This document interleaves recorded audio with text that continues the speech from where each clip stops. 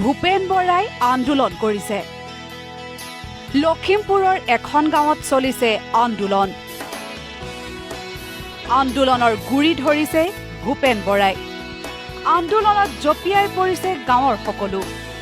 পিছে এই আন্দোলন ধ্বংসৰ নহয়, বৰঞ্চ সৃষ্টিৰ আন্দোলন।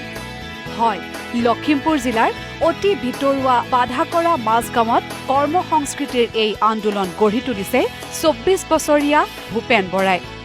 গাঁৱৰ পুৰুষ মহিলাক স্বাৱলম্বী কৰি ঘৰে ঘৰে উৎপাদন কৰিছে হাজাৰ হাজাৰ বাতি প্লেট। ৩-৪ বছৰ পূৰ্বে এটি মাত্ৰ ক্ষুদ্ৰ উদ্যোগ স্থাপন কৰা ভূপেন বৰাই এতিয়া ২-৩টা উদ্যোগত সংস্থাপন দিছে ২০টাৰো অধিক পৰিয়ালক।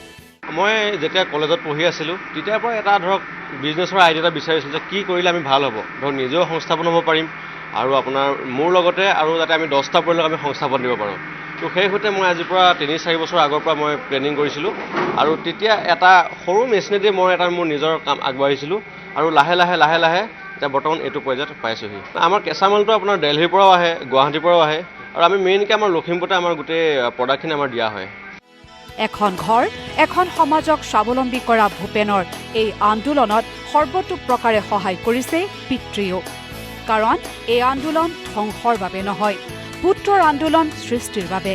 সেয়ে পুৱাৰে পৰা নিশালৈ পুত্ৰক সহায় কৰে পিতৃয়ে। কাম কৰি ভালে লাগিছে। কিমান সময় দিনটো লাগি থাকে? দিনটো প্ৰায় আমি কৰ্মচাৰীসকলৰ লগত মই প্ৰায় লাগিয়ে থাকোঁ একেৰাহে।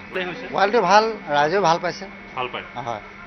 কেৱল লখিমপুৰতেই নহয়, এই ব্যৱসায়ত নিজকে মনোনিৱেশ কৰিবলৈ খোজা ৰাজ্যৰ আন জিলাৰ উদ্যমী যুৱককো উদ্যোগ স্থাপনৰ ক্ষেত্ৰত সহায় কৰাৰ প্ৰতিশ্ৰুতি দিলে যুৱ উদ্যোগী ভূপেন বৰাই। কোনোবা এখন ডিষ্ট্ৰিক্টৰ এজন মানুহে ধৰক জানিব বিচাৰিছে কেনেকৈ কি ধৰণৰ কৰা হয়, আমি সেই সকলোকো মেচিন আনি দি ট্ৰেইনিং কৰাই এটা বিজনেছ ছেটআপ কৰাই দিওঁ মানে তেখেতসকলক। সেইখিনিও কৰাই দিছে? সেইখিনিও কৰাই দিওঁ, যাতে সেই পৰিয়ালটো যোনজনে ছেটআপ কৰিব, যোনজনে বিজনেছ কৰিব, তেখেতেও 2টা পৰিয়ালক সংস্থাপন দিয়ক, মই 2টাক দি দিওঁ, বেলেগে আকৌ 2টাক দিয়ক।